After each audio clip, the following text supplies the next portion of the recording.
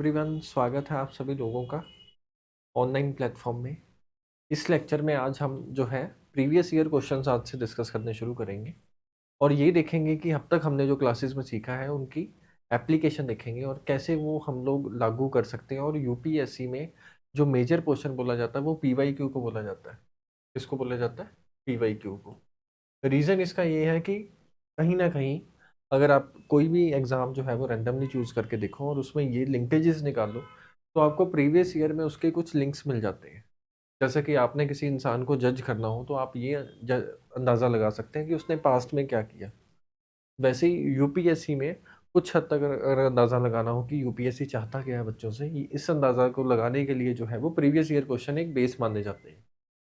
ना केवल हमारे इंस्टीट्यूट के द्वारा बल्कि मोस्ट ऑफ द इंस्टीट्यूट्स के द्वारा और मोस्ट ऑफ द अच्छे टीचर्स के द्वारा। तो उसी चीज़ों को आगे बढ़ाते हैं।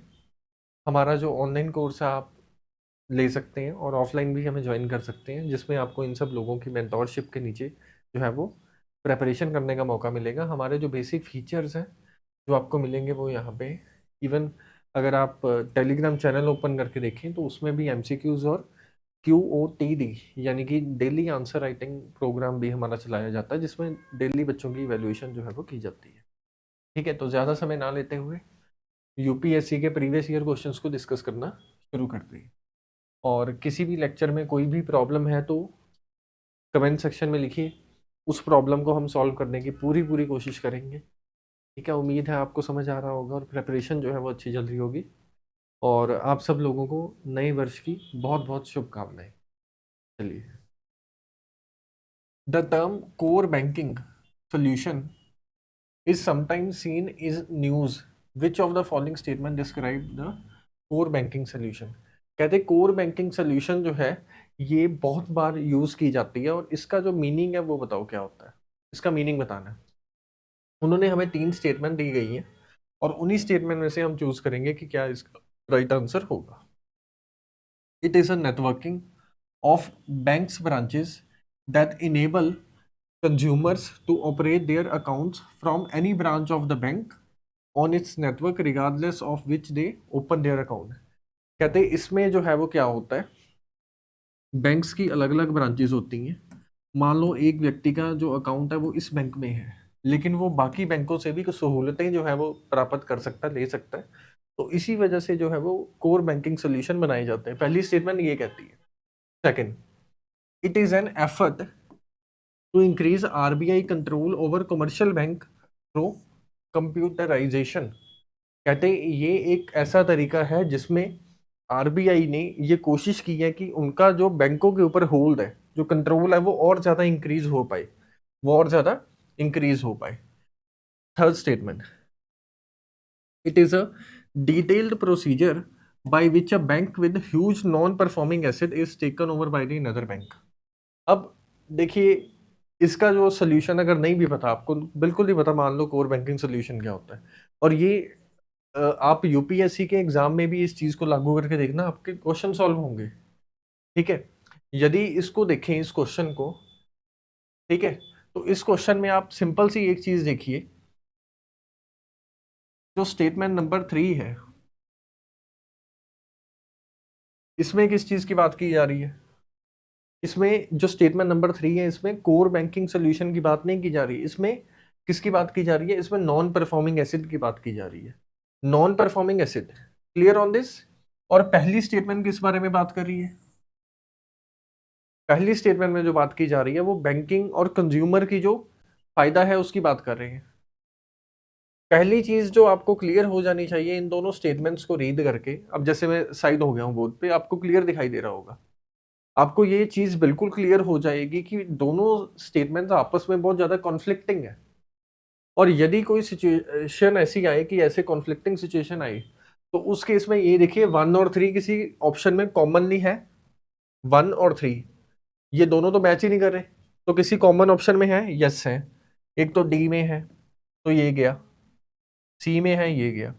अब देखिए, मुझे कोर बैंकिंग सोल्यूशन के बारे में कुछ पता था? नहीं पता था, मुझे जीरो पता था मान लो, लेकिन इसी चीज को यूज करते हुए मैंने 50% क्वेश्चन जो है वो सॉल्व कर लिया। अब सिर्फ 50% की गेम जो है वो बची है। Clear on this?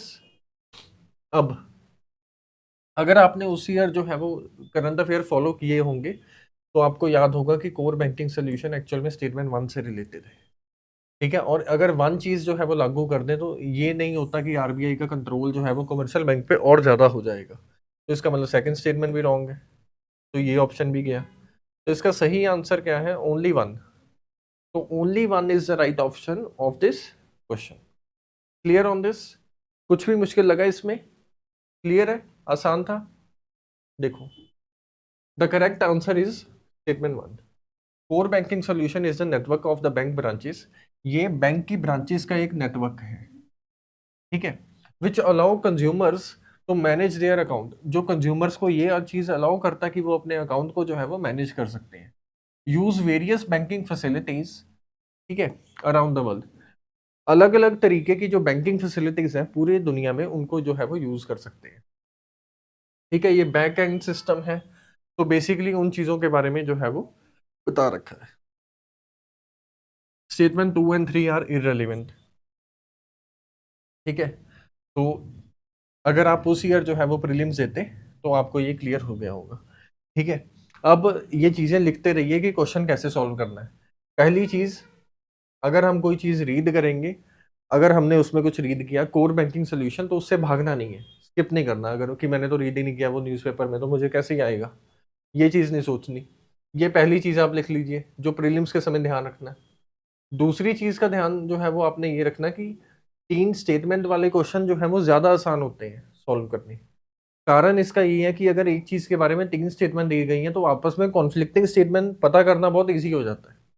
तो दूसरी चीज आपने ये, जब भी प्रीलिम्स का एग्जाम सॉल्व करें तो ये कोशिश करनी है कि स्टेटमेंट जो है वो आपस में कॉन्फ्लिक्टिंग कौन सी वाली है। जैसे ये दोनों कॉन्फ्लिक्टिंग थी, अब उन्हीं स्टेटमेंट के आधार पे ये चेक करना कि कौन से जो ऑप्शन है वो रिमूव हो जाते हैं, अगर उन स्टेटमेंट्स की मैं बात करूं। तो ये दो चीजें अभी तक हमने क्वेश्चन नंबर 1 से सीख ली है।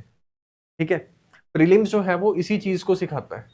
कई बार जो है वो ऐसा देखा गया है, नॉर्मली जिस व्यक्ति का इंटेलेक्चुअल लेवल कम भी है उसका भी प्रीलिम्स निकल जाता है, और जिनका प्रीलिम्स निकलता है उनका बार बार जो है वो प्रीलिम्स क्लियर होता रहता है। इसका मेजर जो रीजन है वो रीजन यही है कि उनको क्वेश्चन सॉल्विंग एबिलिटी उनकी डेवलप हो जाती है। नॉलेज अगर डेवलप नहीं होती तो क्वेश्चन सॉल्विंग डेवलप हो जाती है, और इस चीज के चलते वो सॉल्व कर लेते हैं।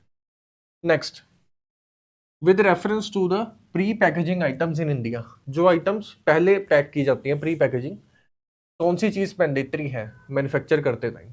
विच of the following information on the main label as per the food FSSAI जो है 2011 की जो रेगुलेशंस हैं, यानी कि जब कोई भी खाना जो है वो पैक किया जाता है तो उसके ऊपर, जैसे मान लो आप बाहर गए, बाहर से आपने कोई चिप्स का पैकेट जो है वो खरीदा, अब वो जो पैकेट आपने खरीदा है उसमें ऐसी क्या क्या इंफॉर्मेशन दी होती है जो मैंडेटरी है, उसके बारे में यूपीएससी ने क्वेश्चन पूछा है।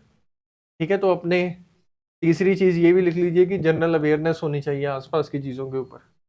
ठीक है, तो देखते हैं क्या क्या चीजें हैं। List of ingredients included additive.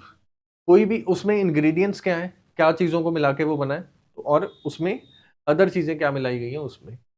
Nutrition की इंफॉर्मेशन। ठीक है, next, recommendation if any made by the medical professional about the possibility of any allergic reaction. कोई एलर्जी हो जाए तो उसके बारे में दे रखा होता है। वेजिटेरियन और नॉन वेजिटेरियन। अब ये क्वेश्चन भी मान लो आपको बिल्कुल नहीं आता, सिर्फ क्या यूज करना है, कॉमन सेंस यूज करनी है। अब जब भी आप कोई पैकेट खरीदते हैं उसके ऊपर जो है, ये देखा होगा आपने,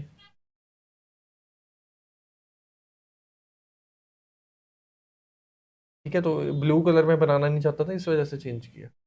ये भी देखा होगा, प्लस ये भी देखा होगा। अब दोनों में डिफरेंस बताइए क्या है, अगर किसी पैकेट के ऊपर ये बना हुआ है और किसी के ऊपर ये बना हुआ है। ठीक है, तो वेज और नॉन वेज का डिफरेंस है, और ऑप्शन में चौथे नंबर पे यही दिया हुआ है। ठीक है, तो इन सब चीजों का ध्यान रखेंगे। Next, list of ingredients included, उसमें क्या क्या इंग्रेडिएंट्स जो है वो यूज किए गए हैं वो भी होता है उसमें, तो ऑप्शन 1 भी है। सिर्फ इतनी सी इन्फॉर्मेशन को लेके चलते हैं। अभी तक मैंने ऐसा कुछ भी रीड नहीं किया था। मान लो द हिंदू से, विजन आईएएस, कोई भी मैगजीन है मान लो, उसमें से कहीं से भी मैंने कुछ भी रीड नहीं किया।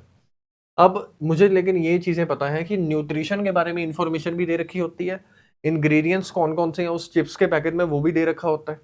तो ऑप्शन 1, 2 और 4, ये ऑप्शन तो मुझे बहुत ज़्यादा क्लियर है कि ये ऑप्शन जो है वो होंगे ही होंगे। ठीक है, तो ऑप्शन 4 जो है वो इन तीनों में है। ऑप्शन 1 जो है वो ए, सी और डी में है। ठीक है, अब ऑप्शन 1 तो है ही है इसका, ऑप्शन 2 भी है और ऑप्शन 4 भी है, 1, 2 एंड 4। तो इसका आंसर क्या हो जाएगा? Option C is the right answer, 1, 2 and 4। Option A इसका आंसर क्यों नहीं हुआ? क्योंकि फोर्थ वाला नहीं दिया था। सिर्फ अगर आपको ये पता होता, मान लो बाकी ऑप्शन आपका माइंड नहीं काम किया उस समय, आपको नहीं पता पहले 3 जो है वो लिखे होते हैं या नहीं, पर आपको ये तो पता कि वेज और नॉन वेज का लिखा होता है, तो ऑप्शन ए गया। उसके बाद 75% क्वेश्चन रह गया। और ये चीज़ें अगर आप कॉमन सेंस को इस्तेमाल करके, यूज़ करके जो है वो करेंगे, तो आप देखेंगे फर्स्ट ऑप्शन भी नहीं है, सेकंड ऑप्शन भी होना चाहिए। तो 1, 2 एंड 4 जो है वो इसका क्या है? Right answer. 1, 2 and 4 is the right answer. जब भी कोई फूड जो है वो पैक किया जाता है तो उसमें जो है वो इन चीज़ों को यूज़ किया जाता है। उन चीज़ों को एक बार देख लेते हैं। नेम ऑफ द फूड, ठीक है, लिस्ट ऑफ इंग्रेडिएंट्स इंक्लूडेड, तो वो जो इंग्रेडिएंट्स है, न्यूट्रिशन की इंफॉर्मेशन जो है वो ज़रूर दी जाती है। ये भी ज़रूर बोला जाता है कि वो वेज है या नॉन वेज है। ठीक है, और कोई फूड एडिटिव्स अगर उसमें डाले गए हैं तो वो भी। Name and complete address of manufacturing, उसकी क्वांटिटी कितनी है, मैन्युफैक्चरिंग की डेट कितनी है, बारकोड लिस्ट वगैरह दी जाती है। और बेस्ट बिफोर यूज़, यानी कि उसकी एक्सपायरी जो है वो कब हो रही है वो दिया जाता है। कंट्री ऑफ ओरिजिन को दिखा जाता है। इंस्ट्रक्शन फॉर यूज़, कैसे उसको यूज़ करना है। जो एलर्जी वाली है वो चीज़ें जो है वो नहीं लिखी जाती किसी डॉक्टर को प्रिस्क्राइब करने के बाद। ठीक है, तो अब तक जो है वो हमारा एक पॉइंट उसमें और ऐड ऑन हो गया कि पहले 2-3 चीज़ें तो हमने ऐड करनी थी अपनी प्रिपरेशन में। फोर्थ ये है कि उस समय कॉमन सेंस का इस्तेमाल करना। ठीक है, next, India's rank in the ease of doing business is sometimes seen in news, which of the following has the declaration that rank. कहते हैं इंडिया का जो रैंक हमेशा जो है वो कई कई बार जो है वो न्यूज़ में आता रहता है कि इंडिया का ये रैंक आया वो रैंक आया। ये जो रैंक निकाला जाता है उसका इंडेक्स होता है ईज ऑफ डूइंग बिजनेस। और ये पूछा गया है कि कौन सी ऑर्गेनाइजेशन है जो ईज ऑफ डूइंग बिजनेस के चलते जो है वो ये रैंकिंग निकालती है। अब अगर जो है प्योरली फैक्चुअल क्वेश्चन है, इसमें कोई भी लॉजिक जो है वो नहीं लग सकता। इसमें 2 ही चीज़ें हैं, या तो आता है या नहीं आता। ठीक है, तो इसका सिंपल सा आंसर है वर्ल्ड बैंक। रिसेंटली ये न्यूज़ में था, वर्ल्ड बैंक निकाला करता था, ठीक है, अब नहीं निकालता। इसके ऊपर एलिगेशन भी लगे थे कि ये जो है डेवलप नेशन को ज़्यादा फेवर कर रहा है ईज ऑफ डूइंग बिजनेस के चलते। जैसे मान लो ईज ऑफ डूइंग, एलिगेशन क्या थे वो बताता हूँ।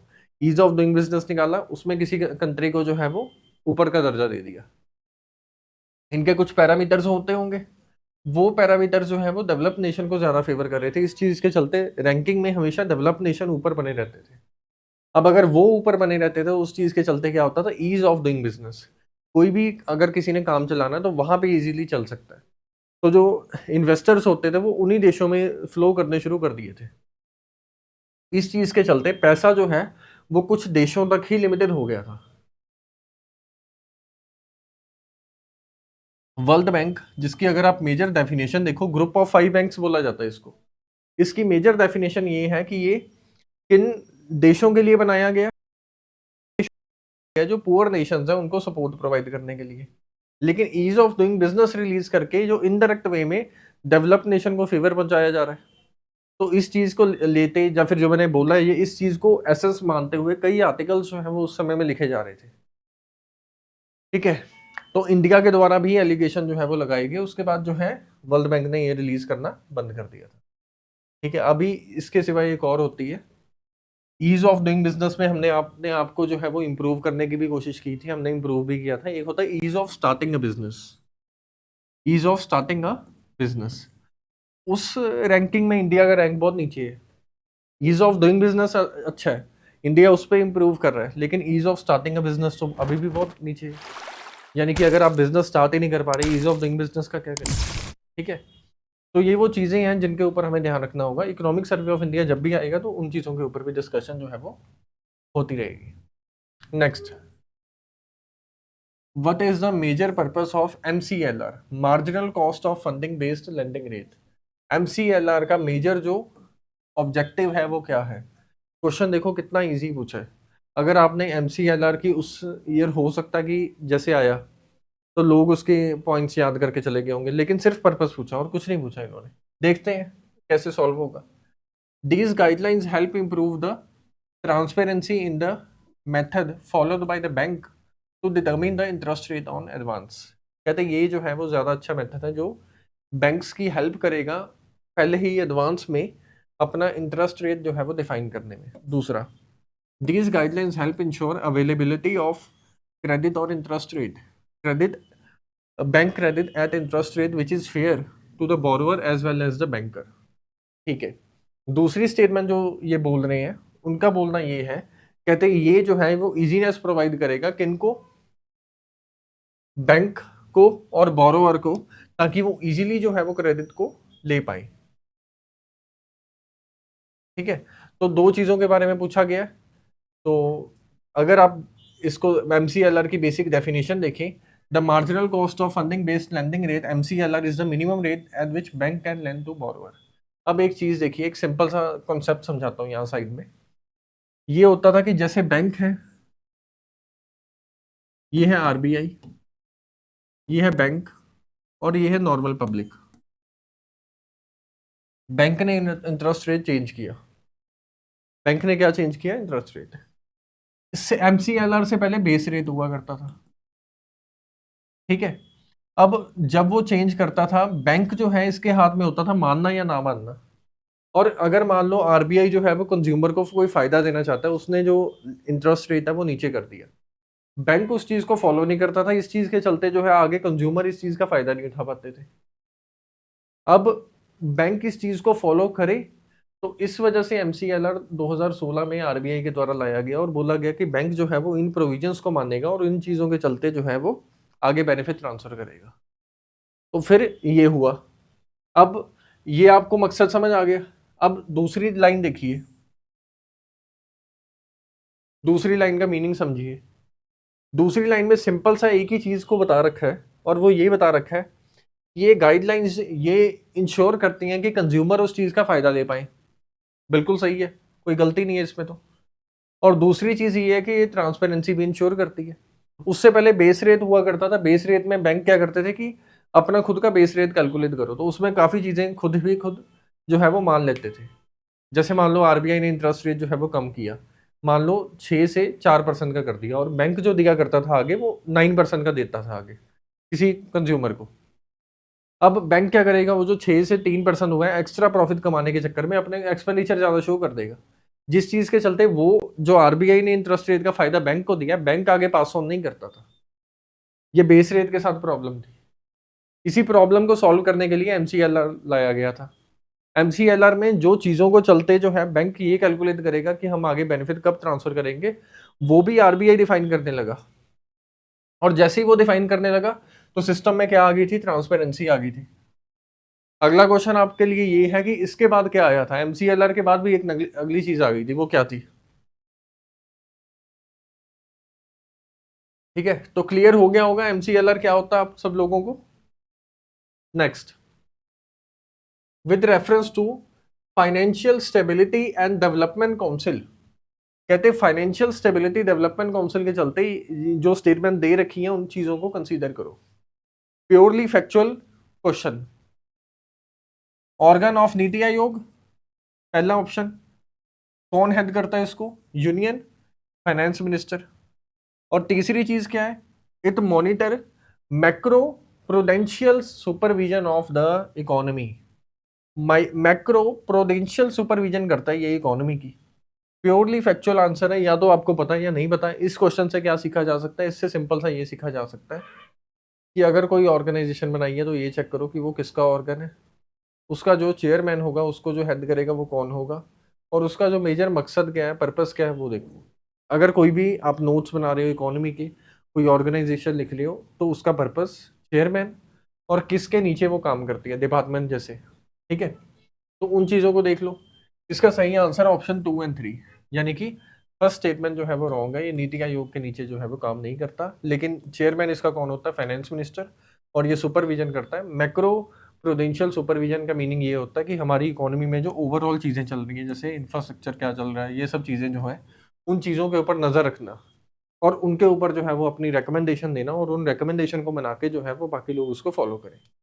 ठीक है, तो सी ऑप्शन इसका जो है वो सही आंसर हो गया। Option 2 and 3 is the right answer. Next, the term base erosion and profit shifting is sometimes seen in news in which context. कहते हैं बेस इरोजन और प्रॉफिट शिफ्टिंग जो है वो न्यूज में आता है, और ये कई बार हम न्यूज में सुनते हैं, और ये किस कंटेक्स्ट में न्यूज में होता है? इससे पहले आंसर डिस्कस करेंगे, ये समझ लो कि ये इस वजह से होता है कि कई लोग क्या करते हैं, अपना base erosion and profit shifting, यानी कि अपना जो प्रॉफिट है वो शो कर देते हैं कि मेरा कुछ प्रॉफिट ही नहीं हुआ, इस चीज़ के चलते टैक्स नहीं पे करते। सरकार को इस चीज़ के चलते लॉस होता था कि वो जो सिस्टम है उसमें लूप होल्स ढूंढ के उसको बाईपास कर देते थे। अब इसी बाईपास को खत्म करने के लिए base erosion and profit shifting जो है वो लाया गया था। अब इसी नॉलेज को यूज करते ही एमसीक्यू सॉल्व करते हैं और देखते हैं एमसीक्यू सॉल्व होगा या नहीं। माइनिंग ऑपरेशन, माइनिंग के नाम से ही नहीं आ सकता। Tax evasion by the multinational companies हो सकता है, टैक्स की बात मैंने समझाई थी आपको। एक्सप्लॉयटेशन ऑफ जेनेटिक रिसोर्सेज, ये तो पता नहीं क्या लिखा हुआ है साइंस के बारे में कुछ। Lack of consideration of environment cost, ये भी गलत है। आंसर बी हो गया इसका, B is the right answer of this question. Easy कितना क्वेश्चन था, base erosion and profit shifting के बारे में मैंने स्टूडेंट्स को देखा, पूरा पूरा पेज, 2 पेज 3 पेज लिखते रह जाते हैं, और कितना क्वेश्चन, मतलब एग्जामिनर जो है उसने स्क्रैच भी नहीं किया टॉपिक को अच्छे से। ठीक है, तो ये इससे हमें पता लगता है कि क्या सीखना है हमने। ठीक है, टेक्स्ट को वो करने के लिए जो है वो लाया गया था। ठीक है, तो चलो ये अगला क्वेश्चन आ गया। क्वेश्चन जो है वो करंट अफेयर से है, 2015-16 में जो न्यूज़ में था। Recently India's first national investment in manufacturing zone, national investment manufacturing zone, ये कई बार न्यूज़ में रहता है। उस समय जो पहली बार बनाया गया होगा 2015-16 में, तो 16 का क्वेश्चन पेपर डिस्कस कर रहे हैं, तो इस वजह से उन्होंने उस ईयर में पूछ लिया। अब ये देखो, क्वेश्चन में ये पूछा गया है कि नेशनल इन्वेस्टमेंट मैन्युफैक्चरिंग जोन जो बनाया गया वो किस स्टेट में बनाया गया? सब इंडिया का पहला वो बनाया गया था आंध्र प्रदेश में। ठीक है, तो इसका आंसर ऑप्शन ए है। ठीक है, आंध्र प्रदेश में वो बनाया गया था। इसके बारे में जो है वो सर्च करते रहा करो, अगर द हिंदू में मान लो कुछ आ रहा है तो ये पीवाईक्यू को भी देखो, यूपीएससी ने इस पे पीवाईक्यू ऐसे पूछा है। अब जो अगला क्वेश्चन पूछेगी यूपीएससी, हो सकता है ऐसे क्वेश्चन हो कि पहली स्टेटमेंट ये बना दे कि India's first national investment manufacturing zone was established in Andhra Pradesh, फिर उसके बाद बाकी 3 ऑप्शंस बना दे।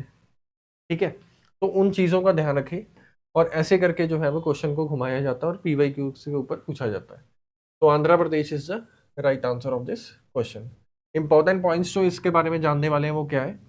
Are the mega industrial zone और integrated township with world class supporting infrastructure, कोई भी ऐसा जोन जहाँ पे इंफ्रास्ट्रक्चर बहुत ज़्यादा अच्छा है। NIMZ comprise a special purpose vehicle and the developer along with the state and the central government. कहते हैं स्टेट और सेंट्रल गवर्नमेंट दोनों की मंजूरी से और दोनों की जो है वो रजामंदी से ये काम जो है वो किया जाता है। The government provide various facilities like tax incentive, liberalisation, reforms, ये सब चीज़ें जो है वो सरकार देती है। नेक्स्ट क्वेश्चन आ गया, किसके ऊपर है क्वेश्चन? बिटकॉइन के ऊपर क्वेश्चन है। देखते हैं क्वेश्चन क्या है। कहते with reference to bitcoin sometime seen in news which of the following statement is correct. कहते bitcoin are traced by the central bank of countries. कहते हैं सेंट्रल बैंक ऑफ कंट्रीज के द्वारा जो है वो इसको ट्रेस किया जाता है। पॉसिबल है? सोच के देखो, ब्लॉकचेन टेक्नोलॉजी को इसमें यूज किया जाता है, और मेजर प्रॉब्लम जब भी कभी लागू करने की आती है बात, तो मेजर प्रॉब्लम इसमें यही गिनवाई जाती है कि कोई भी सेंट्रल बैंक इसको फॉलो नहीं कर रहा है, ना ही इसको बैकिंग है किसी चीज की। अगर ये क्रैश कर गया तो हमारी इकोनॉमी का क्या होगा, तो हम लीगलाइज कैसे करें? ठीक है, चलो ये पहली स्टेटमेंट हमारे अंदर कुछ हद तक ये कंफ्यूजन क्रिएट कर देती है कि ये होगा या नहीं होगा। ठीक है, next, anyone with bitcoin address can send and receive bitcoin from anyone with a bitcoin address. ठीक है, तीसरा स्टेटमेंट भी कुछ बोल रहा है, online payment can be send without either side knowing the identity of each other. ये चीज जो है वो सही है, ठीक है। पहली स्टेटमेंट जो है वो प्योरली रॉन्ग लगती है। तो देखते हैं इसका आंसर क्या होगा। एज इट इज, जैसा कि मैंने पहली स्टेटमेंट बोला था कि रॉन्ग है, तो इसका आंसर है 2 and 3। तो आंसर इसका option B is the right answer, ठीक है। तो बी इसका सही आंसर जो है वो हो गया। नेक्स्ट, गवर्नमेंट एक स्कीम लेके आई थी जिसका नाम था sovereign gold bond scheme. Gold monetisation scheme भी है, उसका नाम रखा गया था। आज के द हिंदू में इसके बारे में आर्टिकल आया है, तो उसको रीड करना आप। उसके ऊपर भी एमसीक्यू जो है वो, अगर आप हमारा डेली फॉलो कर रहे होंगे तो उसके ऊपर भी एमसीक्यू दिया गया है, ठीक है। आज द हिंदू में था ये, एडिटोरियल के जस्ट नेक्स्ट पेज पे। तो bring the ideal gold lying with Indian household in the economy. कहते हैं इसका जो मेजर एम था वो ये था कि लोगों के पास जो सोना पड़ा है घरों में, मान लो आपका घर है, आपके घर में 10 kg सोना जो है वो रखा हुआ है, गोल्ड रखा हुआ है। अब कुछ लोग बोलेंगे कि सर अगर इतना गोल्ड है तो हम यूपीएससी की तैयारी क्यों करें, ठीक है। तो इसको कम कर देते हैं, फिर मान लो 1 kg है।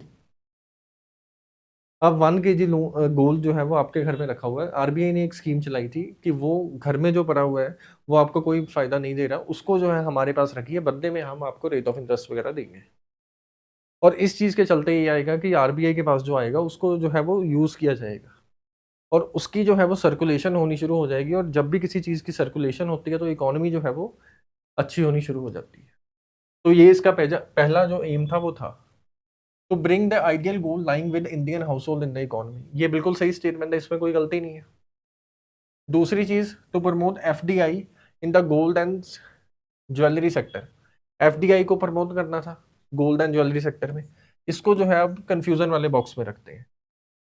Next, to reduce the India's dependency on gold import. ये भी वन ऑफ द ऑब्जेक्टिव जो है वो इसका था, क्योंकि इंडिया जो है वो काफी गोल्ड फॉरेन से मंगवाता है, लेकिन अगर यहाँ पे लोगों के पास ही इतना गोल्ड है तो उसको यूज कर सकते हैं, वो ज्यादा अच्छा ऑप्शन होगा, ठीक है। तो एफडीआई को किसी भी तरीके से ये जो है वो अट्रैक्ट नहीं करता, तो ऑप्शन 1 and 3। तो 1 and 3 यानी कि option C is the right answer of this question. Clear on this, option C is the right answer, ठीक है। तो अभी तक आपको उम्मीद करते हैं सारा क्लियर हो रहा होगा, क्वेश्चन सॉल्व हो रहे होंगे, ठीक है। तो क्वेश्चन क्या पूछा गया, ग्लोबल फाइनेंशियल स्टेबिलिटी रिपोर्ट जो है वो किसके द्वारा निकाली जाती है। कंप्लीटली फैक्चुअल क्वेश्चन, इसमें क्या सोचोगे लॉजिक जो है वो इसमें नहीं लगाया जाएगा। इंटरनेशनल मॉनेटरी फंड के द्वारा जो है वो ये रिलीज किया जाता है, तो इसका आंसर जो है वो सीधा सीधा बी ऑप्शन आ गया, which is IMF. Clear on this. Next, RCEP, regional comprehensive economic partnership, ठीक है। इसका जो आइडिया है वो मेजरली किस नेशन ने आगे बढ़ाया था, इसके बारे में डिस्कस कीजिए। इसके ऊपर क्वेश्चन है। इन नेशंस को जो है वो, इन नेशंस में ये चीज़ लागू होनी चाहिए, और इनका आइडिया मेजरली ये था कि सामान का एक देश से दूसरे देश में इजीली जो है वो व्यापार हो पाए, तो इस वजह से आरसेप जो है वो लागू कर देते हैं। मेजरली अगर आप इसकी लोकेशन देखेंगे तो आसियान नेशन आपके माइंड में आएंगे, अगर ये लोकेशन होती फिर एससीओ नेशन आपके माइंड में आते, ठीक है। अगर पूरा वर्ल्ड जो है उस वाली यूरोपियन नेशन ज्यादा बनाए रखे होते तो G20 आपके माइंड में आता, और सार्क, सार्क में इंडिया पाकिस्तान ये सब भी आ जाते हैं, ठीक है। तो इसकी लोकेशन देख के आप कुछ हद तक कंफ्यूज हो सकते हैं एशियान और सार्क में, लेकिन ये माइंड में याद रखिए कि ASEAN is the right answer of this question. अब तक आपको ये अंदाजा जो है वो लग गया होगा कि प्योरली फैक्चुअल क्वेश्चन जिसमें एक ही ऑप्शन दे रखा होता है वो ज्यादा मुश्किल होते हैं। स्टेटमेंट वाले लगते हैं मुश्किल, लेकिन जिसमें वो ज्यादा बातें बोल रहा है उसमें गलती होने के ज्यादा चांस है। जो बोल ही कम रहा है वो गलती क्या करेगा, जो काम ही कम कर रहा है, ठीक है। तो इसमें कोई भी problem. On which of the following can we find bureau energy efficiency star level. ठीक है, आपने आपके घर पे एसी होगा, ठीक है, या फिर फ्रिज होगा, तो उसके ऊपर एक वो बना होता है ऐसे करके, और उसमें जो है वो स्टार बने होते हैं और उस पर लिखा होता है ये कितने स्टार है, ठीक है। तो क्वेश्चन इसी के बेसिस पे यूपीएससी ने पूछ लिया, कितना इजी क्वेश्चन है। कह रहे हैं कि वो जो स्टार का लेबल है वो किस किस चीज के ऊपर बना होता है, ठीक है। तो वही बताना है, और ये हमें पता तीनों चीजों के ऊपर बना होता है answer. D is the right answer. ठीक है, ऐसे क्वेश्चन उसी ईयर कुछ न्यूज़ में होगा। बी जो है, इवन ये जो है ना, इसके बारे में एक लेसन भी है, शंकर आईएएस, अगर आप इन्वायरमेंट के लिए रेफर करते हैं ना, तो उसमें लास्ट लेसन्स में ये एक लेसन आता है, तो उसमें ये बात बता रखा है। इकोनॉमी के प्रोस्पेक्टिव से इतना सिग्निफिकेंट नहीं होगा ये। यूरोपियन स्टेबिलिटी मैकेनिज्म जो है वो क्या था, समटाइम्स ये न्यूज़ के बारे में देखते हैं हम लोग। ठीक है, तो यूरोपियन जो कंट्रीज हैं उसके बारे में एक मैकेनिज्म था। ठीक है, और ये मैकेनिज्म जो है वो इंटरनेशनल फाइनेंशियल इंस्टीट्यूशन से संबंध रखता है। Setup by the euro area member states help euro area countries in several financial distress. यानी कि अगर मान लो ये कुछ इस तरीके से है, मान लो 10 लोग जो है वो पैसा डाल के एक बॉक्स में रख लें और ये बोलें कि अगर हम में से किसी को ऊपर भी बुरा टाइम आया तो उस बॉक्स में से उसको पैसा दे दिया जाएगा जिसको वो यूज कर सकता है। ठीक है, ये तो हो नहीं सकता, रिफ्यूजीज के लिए नहीं है। फाइनेंशियल असिस्टेंस जो प्रोवाइड करना है, तो इसका आंसर बी हो गया। ठीक है, तो इसका आंसर क्या हो गया, option B is the right answer. Next, there has been a persistent deficit budget after year. ठीक है, कहते हैं हर साल जो है वो डेफिसिट होता जा रहा है उस चीज में। What actions of the following can be taken by the government to reduce the deficit. सरकार के द्वारा कौन से एक्शन लिए जा सकते हैं ताकि उनका जो डेफिसिट है, यानी कि उनका जो एक्सपेंडिचर और रेवेन्यू के बीच का गैप है, वो कम हो सके। रिड्यूस रेवेन्यू एक्सपेंडिचर, बिल्कुल सही जवाब। जब मैं फिजिकल डेफिसिट के बारे में करवा रहा था तो मैंने ये बात बोली थी कि कैपिटल एक्सपेंडिचर अगर ज़्यादा हो जाए तो ठीक है, रेवेन्यू एक्सपेंडिचर अगर ज़्यादा हो जाए तो ये प्रॉब्लमेटिक हो जाता है बहुत ज़्यादा। न्यू वेलफेयर स्कीम को इस्टेब्लिश कर दो, वेलफेयर स्कीम को इस्टेब्लिश करेंगे और पैसा लगने लग जाएगा उस पर, नई स्कीम को लेके आएंगे। सब्सिडीज को दोबारा से देखो, rationalise subsidies, reduce import duty. अगर इम्पोर्ट ड्यूटी रिड्यूस करेंगे तो उसका इतना मेजर इम्पैक्ट जो है वो नहीं आएगा, तो इसका आंसर 1 एंड 3 बना। ठीक है, तो ये दोनों तो ऑप्शन गए, तो इसका आंसर आ गया 1 and 3 which is the C. C is the right answer of this question. Which of the following included in the capital budget of the government of India. Capital budget में क्या क्या चीजें जो है वो इंक्लूड की जाएंगी। Expenditure on the acquisition of asset like road, building, machinery, infrastructure. Obviously without any confusion जो है वो ये ऑप्शन इसका आंसर हो सकता है। Loans received from foreign government, foreign की जो गवर्नमेंट है उससे जो लोन रिसीव किया गया वो इसमें आता है। ठीक है, हाँ आएगा, क्योंकि कैपिटल रिसिप्ट में डेप्ट और नॉन डेप्ट आता है। डेप्ट और नॉन डेप्ट में जब मैं फिजिकल पॉलिसी करवा रहा था उसमें मैंने बताया था कि इंटरनल और एक्सटर्नल दो होते हैं। Loans and advances granted to the states and union UTs. ठीक है, तो इसका आंसर जो है वो ऑप्शन सी 1 2 एंड 3 यानी ऑप्शन डी होना चाहिए। तीनों तीनों जो है वो इसमें आते हैं। अगर इसमें पेंशन सब्सिडी आ जाता फिर वो इसका आंसर जो है वो नहीं होता। नेक्स्ट, नेक्स्ट आ गया कि आईएमएफ की जो करेंसी है उसमें रिसेंटली जो है वो कौन सी चीज को कौन सी करेंसी को ऐड किया गया। आईएमएफ में जो एसडीआर होता है उसमें किसको ऐड किया गया। आपने अगर आईएमएफ वाला लेक्चर सुना होगा, मैंने बोला था कि रिसेंटली इंडियन रुपीज तो होता नहीं है उसमें।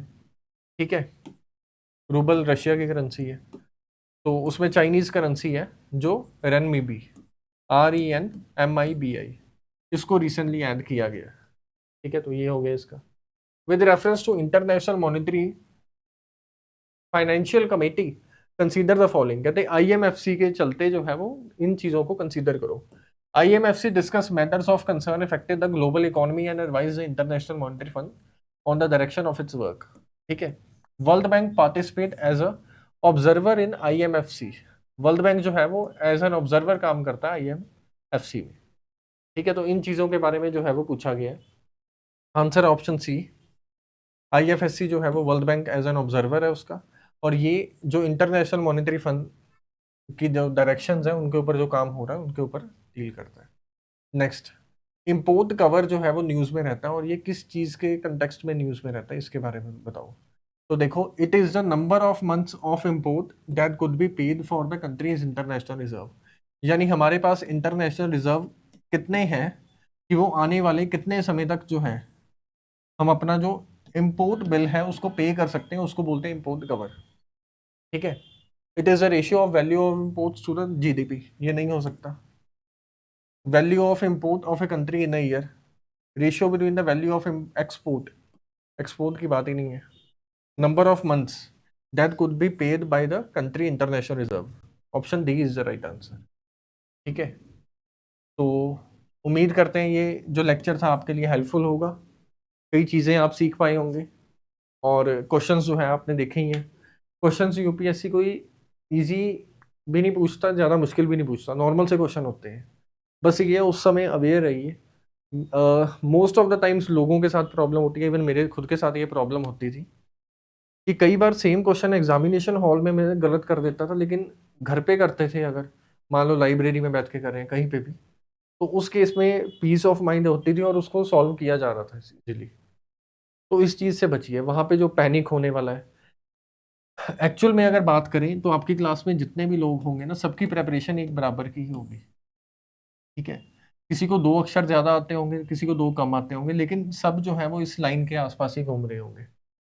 ठीक है, लेकिन मेजरली जो इम्पैक्ट करता है ना, वो आखिरी का जो 1 मंथ होता है, आखिरी के जो 6 मंथ होते हैं, आखिरी का जो 1 वीक होता है, ये तीनों चीज़ें बहुत ज़्यादा इम्पैक्टफुल होती हैं। जो इस समय के लिए जो है अपने आप को शांत रखता है, एग्ज़ाम की चुपचाप तैयारी करता रहता है, पैनिक नहीं करता, उसका एग्ज़ाम हो जाता है। ये तो ये सिंपल सा जो लॉजिक है, कोई ऐसा नहीं है कि आप इतने बजे उठो 18 घंटे पढ़ाई करो 24 में से, ऐसा कुछ नहीं है। बस इन चीज़ों का ध्यान रखो, एग्ज़ाम हो जाएगा। Thank you.